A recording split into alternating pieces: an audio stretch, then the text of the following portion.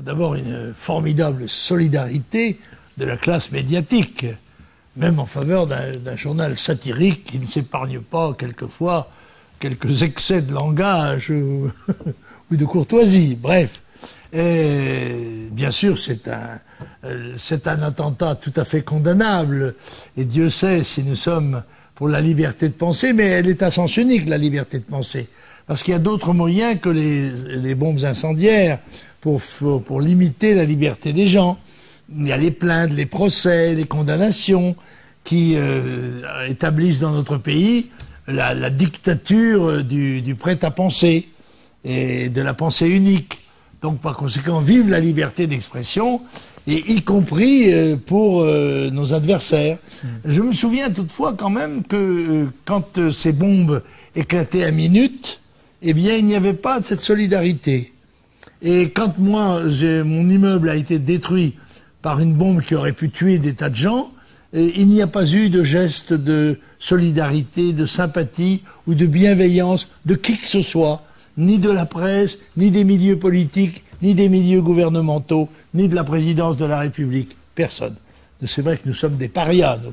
Alors par conséquent, on ne peut pas nous appliquer, on n'a pas le droit aux mêmes règles que les autres. Est-ce qu'on peut parler aujourd'hui en France librement de l'islamisme, de l'islamisation? C'est des sujets qui... Non, on n'en parle pas librement. D'abord parce que il y a une autocensure qui est liée à la crainte, à la peur, au risque. On sait qu'avec l'affaire Roujdi, on sait qu'on ne peut pas tout dire. D'ailleurs, les outrages qui sont généralement réservés à la religion catholique, quand on peint le visage du Christ avec des excréments dans un théâtre, ou qu'on plonge le crucifix dans l'urine, ça tout à fait normal. Est-ce que les gens qui font ça oseraient le faire s'agissant de la religion musulmane ou de la religion juive? Bien sûr que non.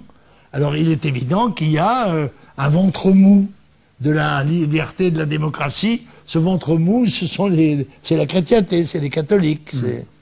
Est-ce que le communautarisme en France vous inquiète, et est-ce que vous vous souvenez vers quelle époque c'est apparu, ça vous est révélé? Mais bien sûr qu'il m'inquiète. Mais écoutez, dois-je le répéter, la politique d'immigration massive pratiquée depuis 30 ans en France est un crime. Est un crime contre la France, un crime contre le peuple français. Et ceux qui l'ont perpétré, politiciens de droite et de gauche, sont des criminels. Même ceux qui l'ont laissé faire sont aussi des complices du crime. Voilà ce que je pense.